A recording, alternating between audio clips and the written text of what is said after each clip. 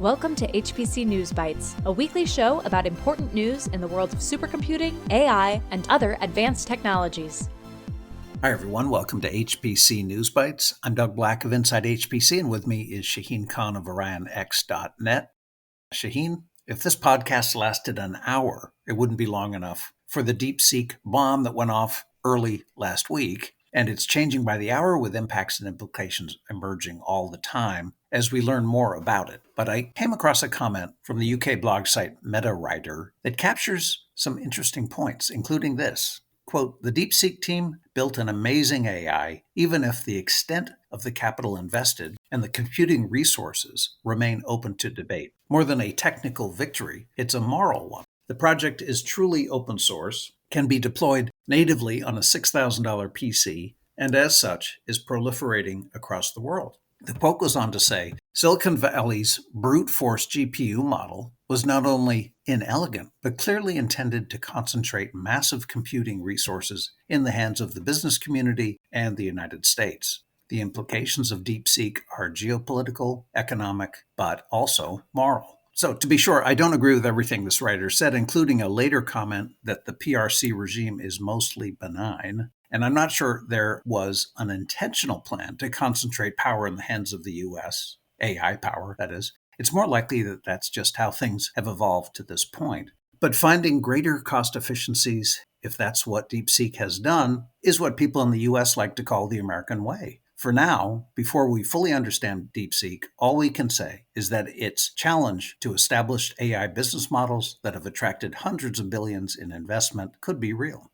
An explosive piece of news it was. We had covered it a few weeks ago, actually, but it went boom last week after benchmarks came out that showed it is superior to its many competitors. The big lesson and challenge when news like this breaks is how to react to it. What if you're compelled to react right away, but it takes a few days or weeks to figure out what actually happened? So the first filter has to be, what is the right sense of urgency? Are you overreacting or underreacting? What is your exposure to weaponized information and possible psyops?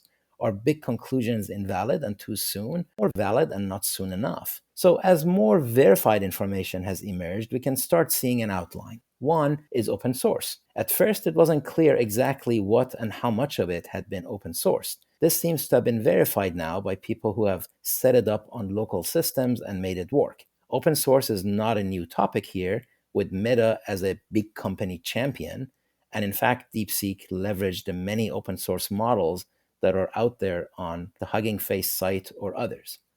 Number two is lower costs. Open source means leverage and community and proliferation, but it also means lower cost. We heard a lot about the Jevons paradox, an interpretation of the economic supply and demand model that says lower costs not only enable more supply, but also expand the market, leading to more consumption and growth for the total market. Number three, of course, is near and dear to our hearts. It's HPC. The performance optimization work that DeepSeek has done is pretty routine in the supercomputing world. Overlapping computation with communication, for example, goes back decades. Using lower precision numbers in more places is also an existing approach. It is possible it's related also to the background of the DeepSeek team, coming from the so-called quants part of financial services, which often means scientific engineering background. Item 4 is quality. While released benchmarks beat the competition, we saw reports later in the week that DeepSeek has a much higher hallucination rate, including in the references that it provides. This implies that its effectiveness is within a narrow scope. Speaking of which, item 5 is just what the scope is. Is it domain-specific, mixture of experts, or all the way to artificial general intelligence? Which is to say that if DeepSeek has one-up ChatGPT, that may not be the ultimate goal of OpenAI and its ilk. The big US AI companies, whose approach is criticized by many, are after AGI. They're not trying to fix a problem for a specific use case. So while they probably have already caught up with the methods here, they will continue to have very expensive objectives with very fast cycles that can become even faster now. The durable aspects of DeepSeek's technical approach are very much HPC. So once again, all players would do well to take HPC seriously. DeepSeek was a curveball for chip and system vendors and perhaps an opportune moment for Intel to realign its roadmap once again. The company canceled its Falcon Shores AI chip that was to follow Gaudi 3. It said it will use that internally as a test platform while focusing on the follow-on chip Jaguar Shores in a, quote, system-level solution at rack scale. That would align it better with what NVIDIA is doing with Blackwell and DGX rack scale and DGX Cloud. Look for Intel rack scale architecture online, and you will see a lot of news from 10 years ago. Look for Intel Internet Data Center, and you will go back 25 to 30 years ago. Maybe there were good reasons to abandon those projects back then at the time, but it's hard not to see news like this as yet another setback imposed by the realities of the market and after years of changing strategies. To be sure, Intel remains strong. It has a command of the traditional server market, which is not growing, but it is important, and maybe things like DeepSeek give it more relevance to AI. It's strong in PCs and has very good software. And we sure hope its significant advances in chip manufacturing continue full speed.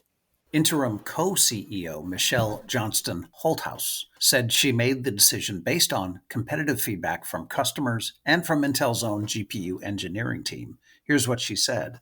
One of the things that we've learned from Gaudi is it's not enough to just deliver the silicon. We need to be able to deliver a complete rack scale solution, and that's what we're going to be able to do with Jaguar Shores.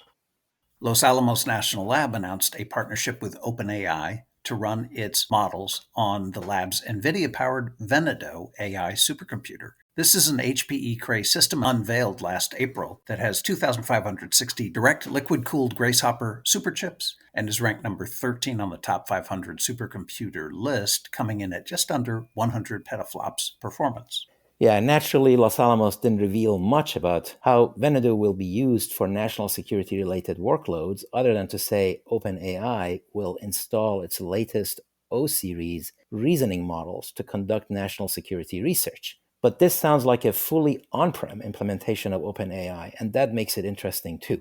Let's end with Google and its agreement with Kairos Power that points to the growing adoption of nuclear energy to address the looming HPC AI data center power crisis. Last October, the two companies signed an agreement to deploy a U.S. fleet of nuclear power plants totaling 500 megawatts by 2035. Last week, Kairos said it had made progress on an engineering test unit at its development campus in Albuquerque.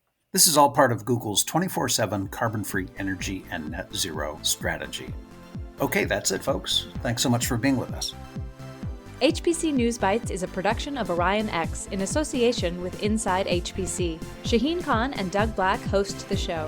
Every episode is featured on InsideHPC.com and posted on OrionX.net. Thank you for listening.